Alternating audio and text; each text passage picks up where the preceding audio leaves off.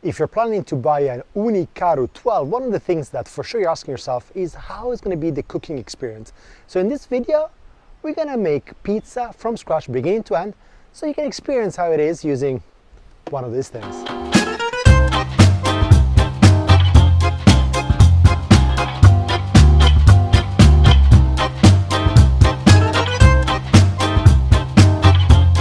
Before you make your first cook with the Ooni Karu, there are a couple of things I suggest you to buy. The pizza peel. It doesn't come with a peel, which is really weird because you kind of need the peel to get the pizza in and out. So you gotta buy one. Got this from Amazon, 15, 20 pounds. And the other thing which is super useful is one of these things. This is an infrared thermal gun, and it allows you to know the surface temperature of any object. So you know exactly when the stone is to temperature, and you make perfect pizzas. Because the Ooni Karu does not have a thermometer dial, so it's kind of a must-have. And by the way, a little caveat, it looks so wet, it's just because, sprinklers came on as we were about to record. But don't worry, it's not raining, and it's a perfect day for making pizza. The Ooni Karu is the dual fuel model of Ooni, so you can use wood, or you can use the gas extension. Today, we're gonna use wood, and with wood, there are a couple of things you need to bear in mind. First of all, do you have wood? So Ooni sells you bags of wood which are designed to work with your ovens. What's good about that is that they're perfectly cut to the right size, very dense wood, which means it burns slowly, so you don't have to keep changing it all the time. The bad thing is that it can get a little bit expensive if you make lots of pizzas. And if you are like me, who lives behind the wood, then it makes a lot more sense to cut your own. Cutting your own though is not the most simple thing either, because you're not going to make uniform pieces of wood. So this one's a cut, say this one shorter, thinner, blah, blah, blah. So you need to be a little bit more hands-on when it comes to cooking. You need to make sure the temperature stays right. You probably have to manage it a little bit more. So it's up to you which option you go for.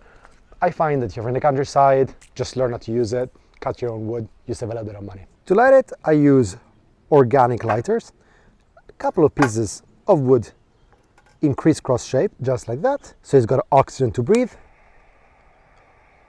Light them up, and then deep inside, and this will take a few minutes to light up.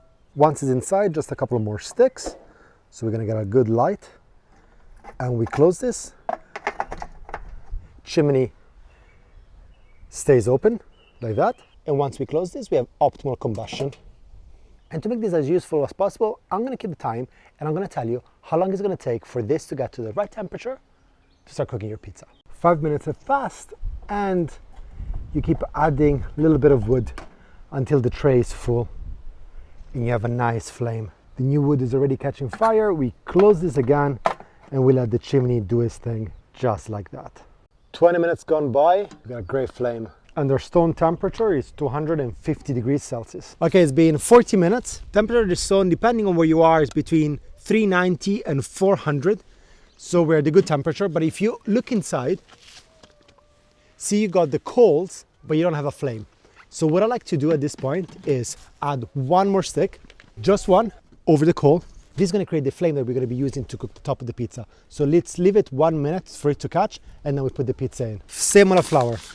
Let's make our pizza. It's a bit windy, it's okay. So a lot of semola, otherwise it sticks. And as you know, I'm not a professional pizzaiolo, so feel free to look at other videos how to make a perfectly round pizza. But anyway, the concept is that you're pushing to the outside the bubbles from the fermentation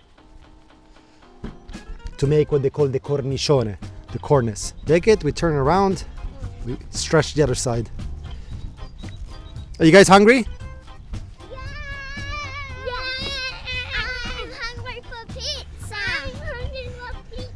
Okay, we'll make it quick because I think my fan base is hungry for pizza.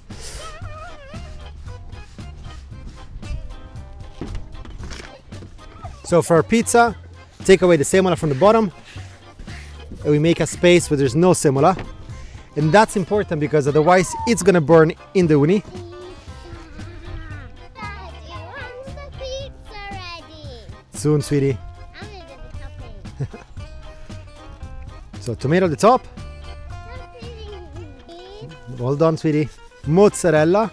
I'm gonna put some. Okay, go for it. Yay. Good girl. Ami, pizza. Okay, can reach. Ooh, I can't wait for the pizza. Give it one final stretch here. Kind of moves around, otherwise it's gonna stick. Sweetie, move over. Careful, careful, careful. Check out, we got the fire. It's a bit windy, but as soon as we close it, fire is gonna go. In a swift movement, pizza is in. We got the flame and we get to close it. So it took us about 45 minutes to get the temperature. We put the pizza in. We're gonna let it cook for about 30 seconds and then we keep rolling it for about a minute and a half, 2 minutes. Then we get to eat it. All right, let's go check it out. Look at this, beginning to cook. We give it a turn. Make sure it cooks the other side and it goes back in.